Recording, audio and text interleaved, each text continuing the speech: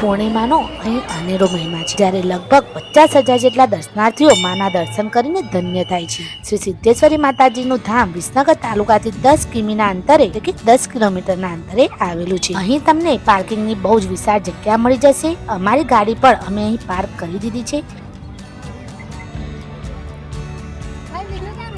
મહેસાણા જિલ્લાના વિસનગર તાલુકાના કડા ગામમાં ખૂબ જ પ્રાચીન અને ઐતિહાસિક શ્રી સિદ્ધેશ્વરી માતાનું મંદિર આવેલું છે, જે સમગ્ર ગુજરાતમાં કડાની સતી તરીકે ખૂબ જ પ્રખ્યાત છે। માતાજી પ્રત્યે લોકો અપાર શ્રદ્ધા અને આસ્થા ધરાવે છે, જ્યાં દરરોજ એમાં પણ પૂનમના દિવસે તો હજારો શ્રદ્ધાળુઓ માના દર્શનાર્થે સમગ્ર ભારતભરમાંથી પધારે છે।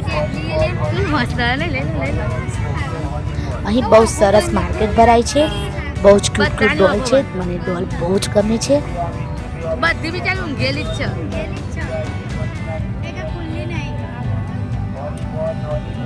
બધી ઊંઘાડી દીધી।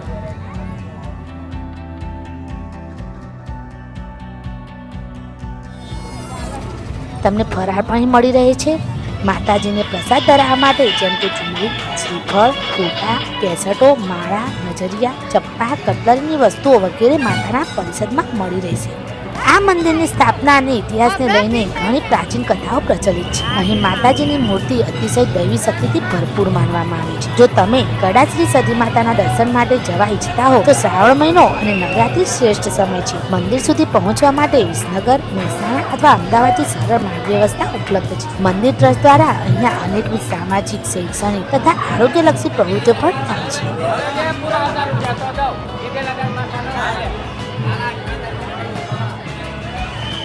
તો આવો પહેલા દિવ્ય દર્શન કરીએ કડા ગામે બિરાજમાન શ્રી સતી માતાજીના। પહેલા અહીં જંગલ હતું, સૂકું રાણ હતું। કહેવાય છે કે પાકિસ્તાનથી પાટણ આવ્યા હતા સિદ્ધેશ્વરી માતા। રાજા સિદ્ધરાજને સપનામાં સતી માતા આવ્યા એવું કહેવાય છે। રાણકી વાવમાં બિરાજવા માટે સિદ્ધરાજે માતાજીનું આવાહન કર્યું હતું। રાજા સિદ્ધરાજે હવન પૂજા કરીને માતાને ત્યાં સ્થાપિત કર્યા હતા, જેની જાણ સોજા ગામના વીરભટ્ટ રાવણને થઈ। તેઓ માતાની પૂજા અર્ચના કરવા લાગ્યા। માતાજી રાવણની ભક્તિથી પ્રસન્ન થયા। રાવણે કહ્યું કે સતીમાં હું તમને મારા ગામ લઈ જવા માંગુ છું। માતા એમની ઈચ્છા પૂરી કરી કે તું મને લઈ જા તો હું આવું તારી સાથે। માતા અને તેમના ભક્ત વચ્ચે એક કમિટમેન્ટ થઈ। માતાજીને લઈને રાવણ જંગલ વિસ્તારમાંથી પસાર થયા હતા। 60 થી 70 કિલોમીટર આવ્યા બાદ એમને થાક લાગતા તેઓ એક ઝાડ નીચે રોકાયા। પહેલા અહીં જંગલ હતું, ત્યાં સૂકું રાણ હતું। આરામ કર્યા બાદ માતાજીને રાવણ લેવા ગયા। માતાજીએ કીધું કે હવે હું અહીંથી આગળ વધીશ નહીં। પછી એમને માને આજીજી કરી અને માતાજી જોડે પ્રમાણ માંગ્યું કે તમે રોકાયા છો એનું પ્રમાણ શું? તો માતાજીએ કહ્યું કે કાલ સવારે આ સૂકી રાણમાં લીલી કુંભણ ફૂટે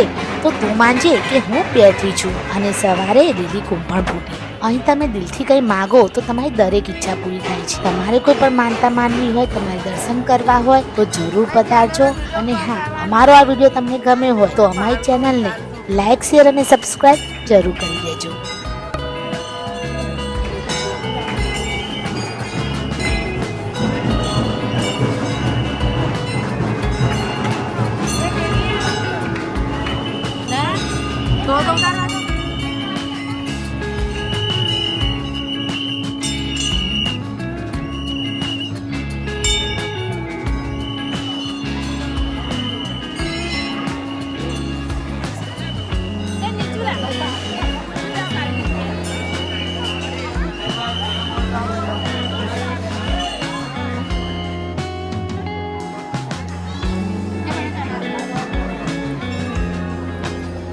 માતાજીને સુખડીનો પ્રસાદ ધરાવવામાં આવે છે। ભાદરવી પૂનમે માતાજીનો યજ્ઞ કરવામાં પણ આવે છે।